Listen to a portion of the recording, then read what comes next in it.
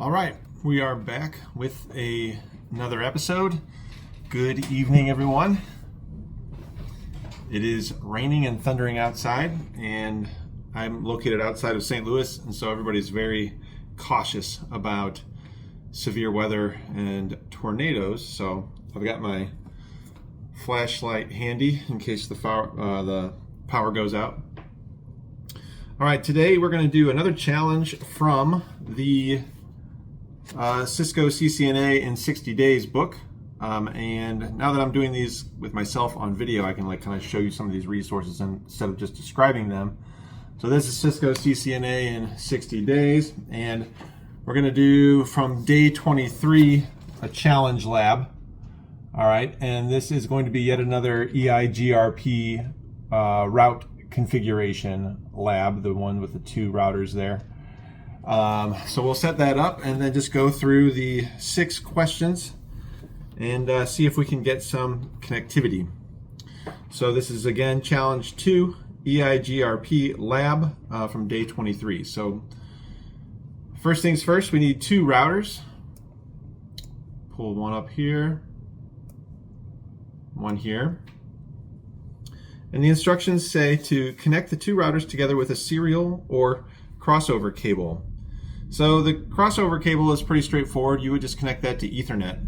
But the serial cable involves a couple extra steps, which I thought I might show here, because I didn't know what they were until I saw this, and then I had to look it up. So here's what we do for serial cables. First of all, you notice there's no interface for serial connection.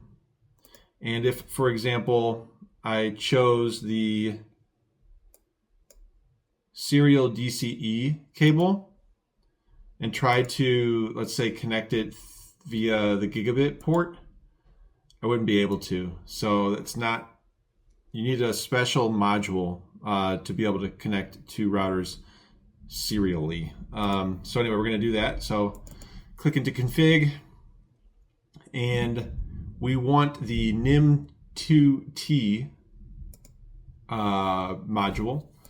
If I click on that, the NIM2T is a 2-port multi-protocol synchronous serial NIM. I do not know what NIM stands for. I need to look that up. One thing about these routers is that you have to power them off before you install a new module. So you literally get to click this button and it shuts the router off in Packet Tracer, which I think is kind of funny. I think you can actually unplug them too. Maybe you can interact with a bunch of this stuff. I haven't tried that. All right, so then once it's powered off, we drop in the new module for serial connections and power it back on. Same thing here. We're gonna zoom in, power it off, add the new module and power it back on. And then we will take a serial DCE cable, and we now have serial ports in our new module. So we'll be able to connect serially between the 2. All right, now one thing that we need to do, I think, when we connect routers with serial cables is configure clock rate. All right, and that is like the speed at which data will travel over the wire. It needs to be the same on both sides. And I think, I'm not positive, but I think you need to just do one side and it'll propagate to the other. And that one side is the DCE side. I do not know that for sure, but it's something like that. So what I'm going to do is go to the CLI for router 0 and then say, no, I don't want to enter the initial configuration. And then we do conf T for configuration. And then I want to configure the interface that the serial line is connected to. And that's serial 0/1/0. All right, so now we're in interface configuration mode. And from here, I want to say clock rate. And I've just been doing 96,000. Nope, that's unknown clock rate. I don't even know what is a valid I'm Googling it. What is a valid clock rate for a Cisco router serial connection? 3 to 8 million. Standard clock rates often used are 96,000, no, 9600. 9600. All right, so that is done. And then I'll say no shut. And it's changed to down. Okay. And I'm going to just do the same thing on the other side. So we go to the CLI. No, I don't want to enter the initial thing. Enable conf t to get the configuration. Interface serial 0/1/0 and clock rate 9600. This command only applies to DCE interfaces. All right, so this must mean that I don't actually have to do it on this side because it's the downstream from the DCE. So that's fine, no shut, exit. Now, there's no IP addresses on these. So the instructions on the sheet here say, connect two routers together with a serial or crossover cable. Okay, we've done that. Add IP addresses to the routers and loop back on the routers according to the diagram. So I don't know if you'll be able to see it, but the diagram shows a network between the two routers and then 4 loopback addresses, 2 on each router, with a IP address and subnet mask, CIDR block, basically. All right, so I'm going to configure all that. I think next, you might be able to hear the thunder. All right, so first of all, I'm going to add IP addresses to these to come across. So I'm still configuring the serial 010 interface, which is what they're connected on. So I'm going to do IP address, and then this inner address range is 172.16.1.0/24. So I'm just going to say .100, and then it's a /24, so I need to give it a subnet mask of 255.255.255.0. And I'm going to say, I guess, no shut again, and exit. All right, and then I'm going to give this one a interface serial 10, and it needs a IP address of 172.16.1. I'm going to say 200 to fit in that /24 range. .0, and I'll say no shut, exit. All right, now this then means that this router on its serial 010 interface has an IP address, and the link is up. So 172.161.200. Now I'm going to try to ping it. So exit, ping 172.16.1.200. All right, so we have connectivity between the two routers. And I don't need to test the ping going the other way, I don't think, because implicit in the ping is traffic going to this router and then coming back. So if it didn't come back and the ping didn't work, I would know that it wasn't connected appropriately going this way. So I'm not going to worry about that. Famous last words. Add IP addresses to the routers and loopback. Okay, so now I've got loopback addresses on each. So on router 0 here, I need to define 2 loopback addresses. So I'm going to go to conf t, and I'm going to say interface loopback 1. And I'm going to give it a IP address 10.10.30.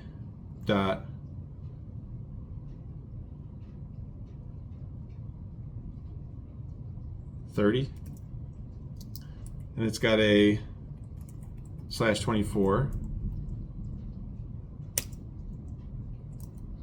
then an exit, and I'm going to do it again. So interface loop back 2, so we got 1 and 2, and this one is IP address 10.10.40.40, and it's a /24. No shut, exit. All right, so I think I've got, I think I've got all of my interfaces configured. I'm going to do show IP interface brief, and we've got a serial link with a IP address that is up, and then 2 loopback addresses that are up. I'm going to do the same thing on the other router. So I need to do interface loopback 1, and it's going to get an IP address of 10.10.10.10 on a /24, and then I'm going to exit, and then I need to do interface loopback 2, and that's going to be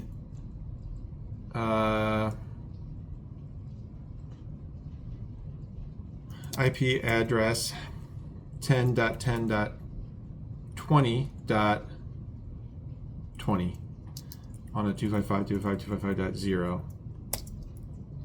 No shut. I don't need to do that. All right, so then we're going to do show IP interface brief, and we've got a serial port and 2 loopback addresses. And now I'm just going to see what the routing table looks like. Show IP route. So we've got connected and local routes via loopback interfaces and serial ports. All right, and the gateway of last resort is not set. Okay. Ping between router A and B to test the serial line. I did that. Remember clock rates. I did that.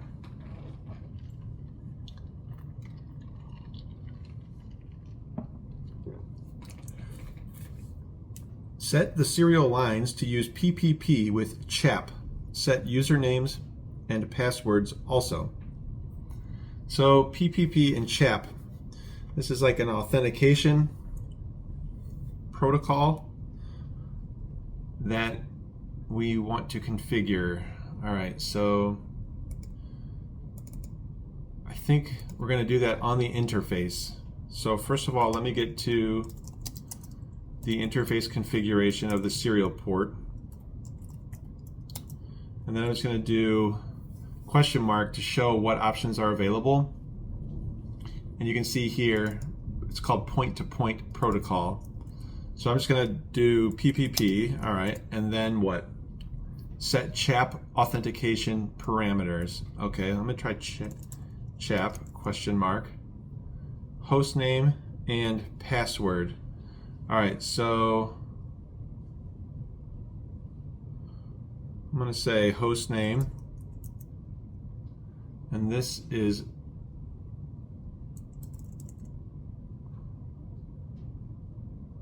I'm going to say router.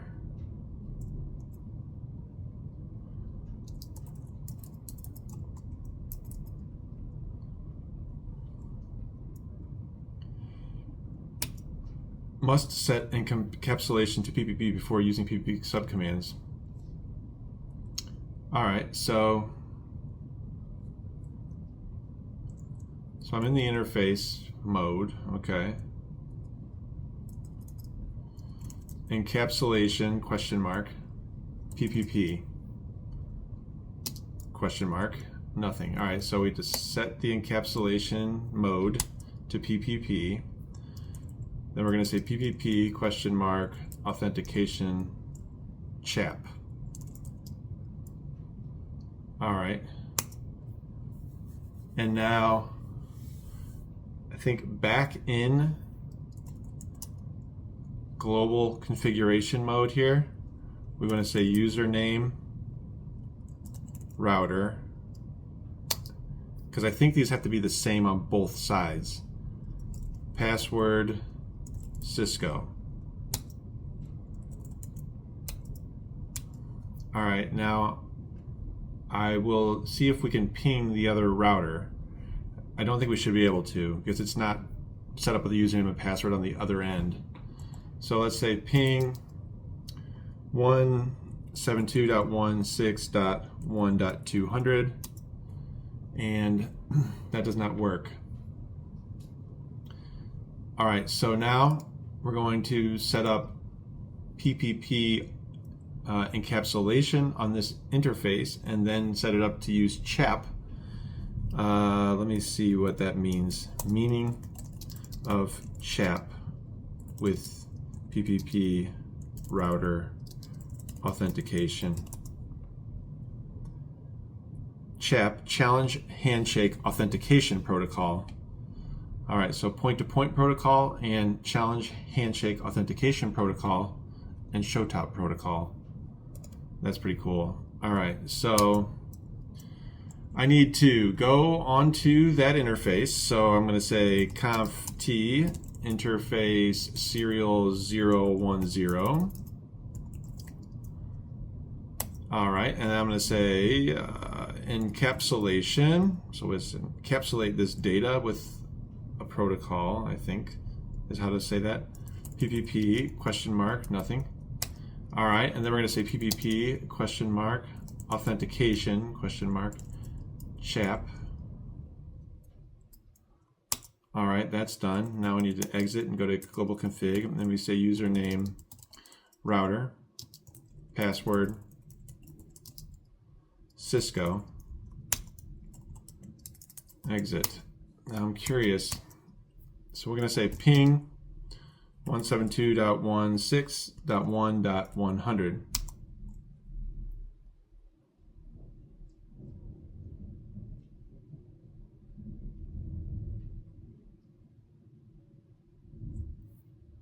%. Let me try this one.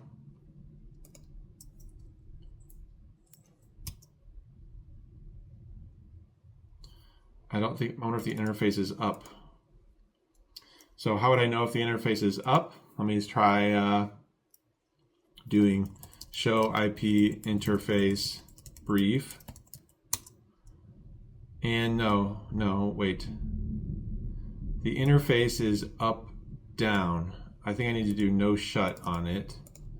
So conf t interface serial 0/0 no shut.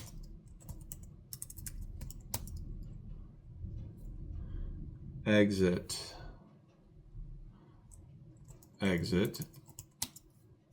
And now, so its protocol is down and we can't ping 200. Let me just try to do no shut on this one. Line protocol changed to up. Conf t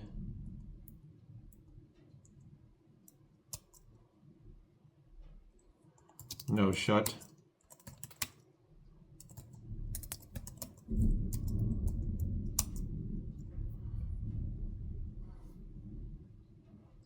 Still cannot ping.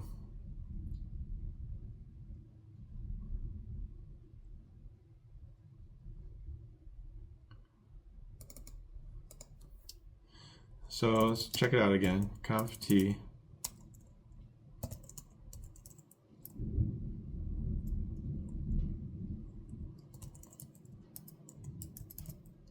interface serial 010 question mark.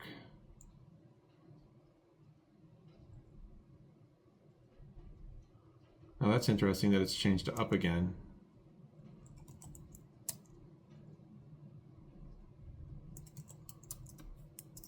Can I ping now? Okay, it's back up. All right, ping 100. Okay, so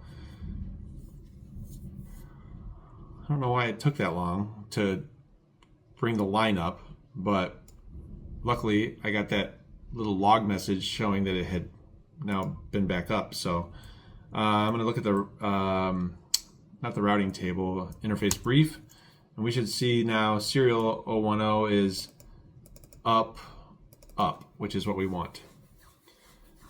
Okay, so set the serial lines to use PPP with CHAP. Set usernames and passwords also. Configure EIGRP on all routers and add all networks. All right, so configure EIGRP on all routers and add all networks. All right, so we need to go to configuration mode, global configuration, and we're going to do router. This is how you set a routing protocol. So we want to do router EIGRP and give it a number, and the number has to be the same on both sides. So in this case, they want us to do 40, question mark. All right, so router EIGRP 40. So now we're in router configuration mode, and we want to add networks. So we want to add, advertise, I think, the loopback networks for our router, as well as the subnet that's like connecting them on the serial line.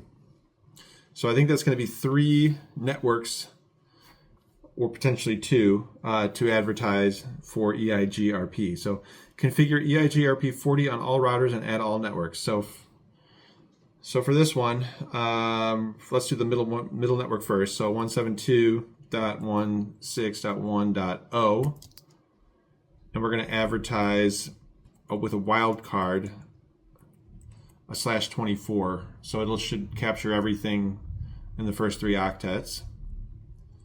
And then I think that's it for that. And now I'm going to do,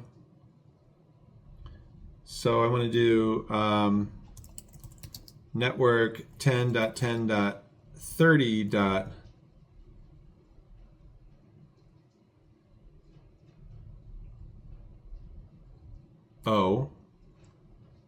10.10.30.0, and that's also 0.0.0.255 for the wildcard.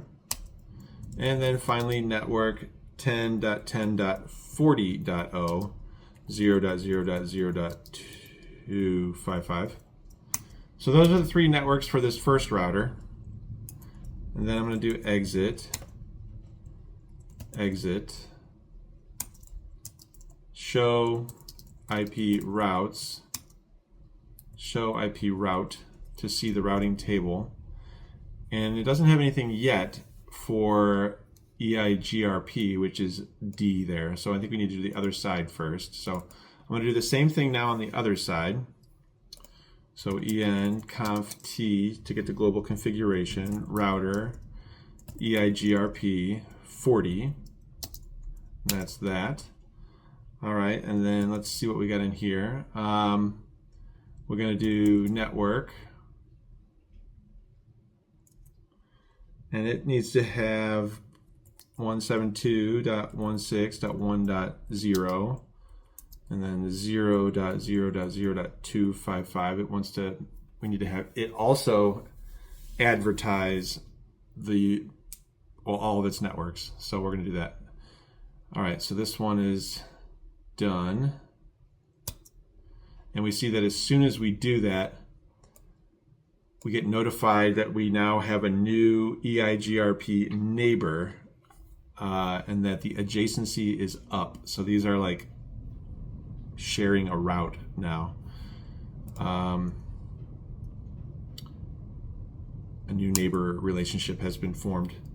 I'm going to do the other 2. So 10.10.10.0, 0.0.0.255. And then network 10.10.20.0, 0.0.0.0.255, which is a /24 wildcard mask. All right, and I'm going to exit out of that, and now I want to do, let's see, show IP route and see. Okay, so now we have some advertised routes learned via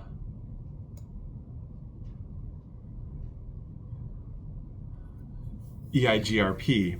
Notice that from router 1, we can get to the 10.10.30 and 10.10.40 subnets via, let me move this over, we can get to the 2 loopback subnets that are on this router via this serial 010 interface, is what this is saying. And this route was learned due to the fact that we have EIGRP dynamic routing protocol enabled. They were like, speak to each other. They say, hey, you can get to this. I'm the best way to get to where you're trying to go if you're trying to go to these places. Let's look at the other one. Again, we got a logging message saying that this neighbor relationship is now also up. All right, so I'm going to do show IP route. And now this has 2 learned routes to the .10 and .20 subnet via 200. So I think that's expected. All right, and now I'm curious if, can I from here ping one of these 10.10.10.10? So can I say ping 10.10.10.10? Yes, I can. All right, so I think that we can do that because notice there's no there's no connected or local route to 10.10.10.10. The only route to 10.10.10.10 is this one learned via EIGRP. So, and let's see if we can go back. What's over here? 10.10.40. So let me try that. Ping 10.10.40. I think 40 I did. And of course that works too, because this has a route learned via EIGRP to that subnet. All right, so configure 40, add all the networks, we did that. All right, now it says number 5, fix the issue that prevents R2 pinging hosts on 10.10.30 and 10.10.40 and R1 from pinging the 10 addresses on R2. I think we must have already done that because I just got back from carrying kids downstairs because tornado alarms or sirens were going off, and waiting for about 15 minutes and then carrying them back upstairs, and now I'm sweating. And I'm gonna try to remember where we left off instead of re-recording this, so sorry about that. This will be a test of my video editing skills because that's definitely something I'm not skilled at all, and chopping these up is going to be a challenge, but that's good. If I'm going to keep making videos like this on YouTube, I probably need to get better at video editing. So I had been talking about task number 5 here is fix the issue that prevents R2 pinging hosts on 10.10.30.0 and 10.10.40.0 and R1 from pinging the 10 addresses on R2. And what I was saying is that whatever we did, it's configured because I can ping from, I'm on router 1. So I want to ping, let's say, a loopback address on router 2, ping 10.10.30.30, and that works. Now let's try a different host just to see what that does, like a host or an IP that doesn't exist. Okay, it doesn't really work like that. So I got to be specific about the addresses that I configured on the loopbacks of router 0. All right, so change the routing so that only 10.10.10.0 on R2 and 10.10.30.0 are on R1 are advertised. Okay, so it's kind of confusing because our routers are called router 0 and router 1. All right, so on router 1, which is router 0 in our case, let me go to that. The first router, on the first router, router A, change the routing so that only 10, 10, 30 is advertised.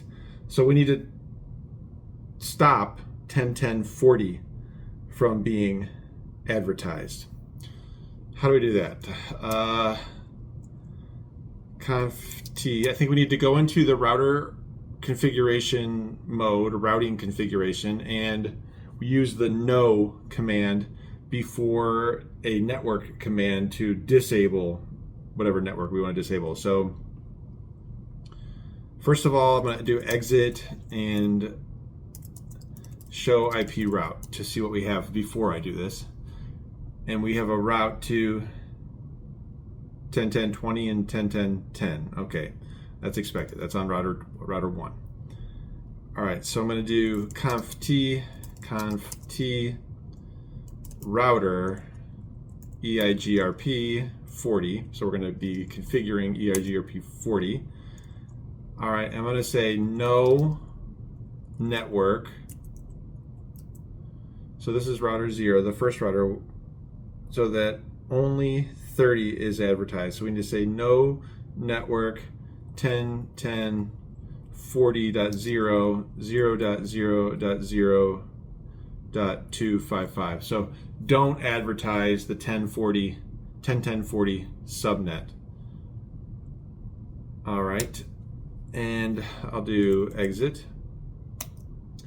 And then on router 1, we're going to say conf t router EIGRP 40 no network, and so we on this one we only want 10 10 10, so that means we don't want to advertise 10 10 20. So no network 10.10.20.0.0.0.255. Exit. So now from the second router, can I ping the thing we just disabled, the 40? Yes. Okay, so can I ping 10.10.40.40? No. Can I ping? Is there a way to early exit a ping? I don't like having to wait. Can I still ping 10.10.30.30? Yes, I can. So that's a good sign. So we've disabled one of them. Show IP route. So now we have only one route learned via D, which is EIGRP. So that's good. So that worked. Okay, so we can now disable routes that maybe were previously existing.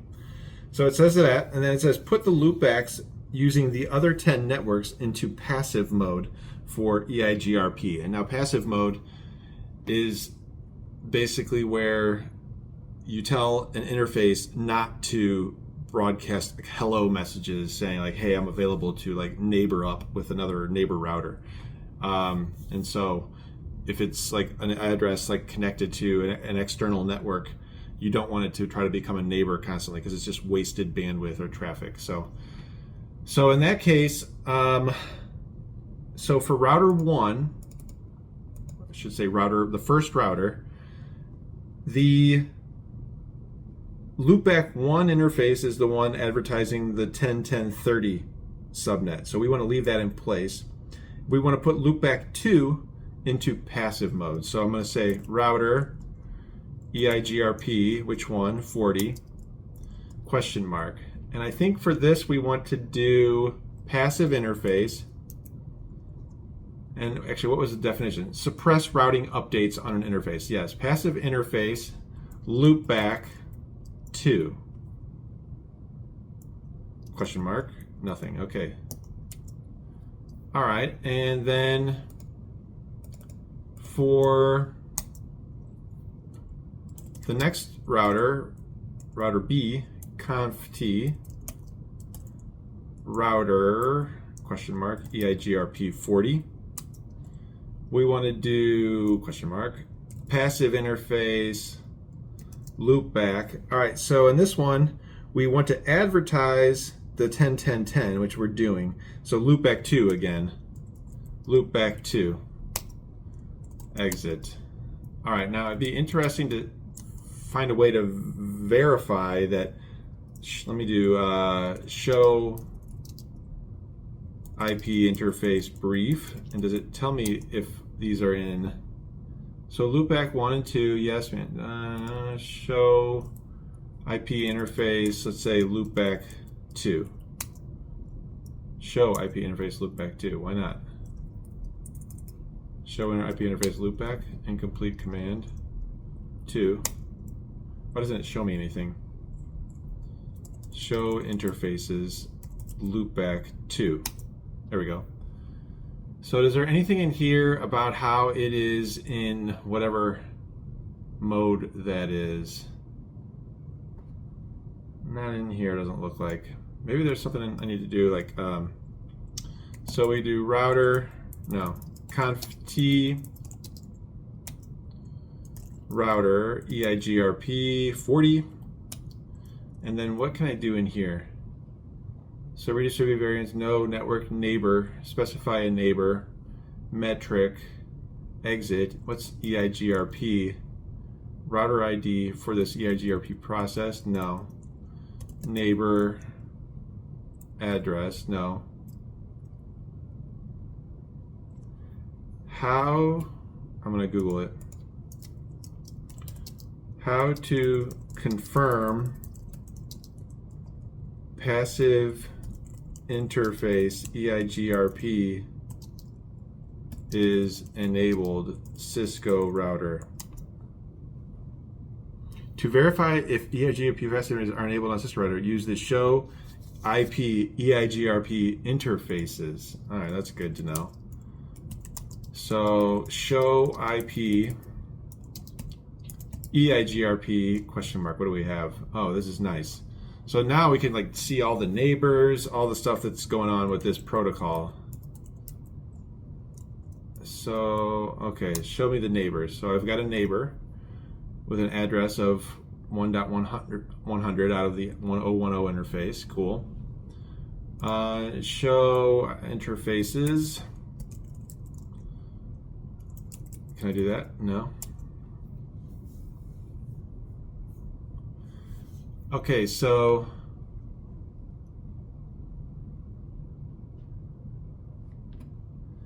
I guess I could see that it has no peers, which might tell me that it is configured to be passive. I was just hoping I could see something that says like passive. Show IP protocols. Let me check what that looks like. All right, so routing protocol is EIGRP 40, outgoing interface not set, ERG metric wait, metric variance, automatic. Oh, here we go. Routing for networks, the 172.16.1 subnet and 10.10.10 subnet, and it shows me now I've got passive interfaces. Okay, that's just what I wanted to see. So that's all useful information. Okay, that is the end of this lab. That'll probably be the last of the EIGRP stuff I do. Next, we're getting into OSPF. So that's going to be like, I think, an order of magnitude more important for the CCNA and maybe just for networking in general. But anyway, all right, I hope everyone has a good night. Thank you. And we will see you on the next one. I'm going to begin a different playlist on this channel for programming. And I think we're going to start going through some Ruby cones, or maybe some Python cones actually, because I'm familiar with Ruby through work, and I've worked a lot with it, but I haven't really done a whole lot of hands-on stuff at work with Python. So I'd like to go through the cones series, and if you don't know what that is, we'll get into it. It's a very, very cool thing. Another challenge, a different style or type of one though. All right, have a good night. Thanks everyone.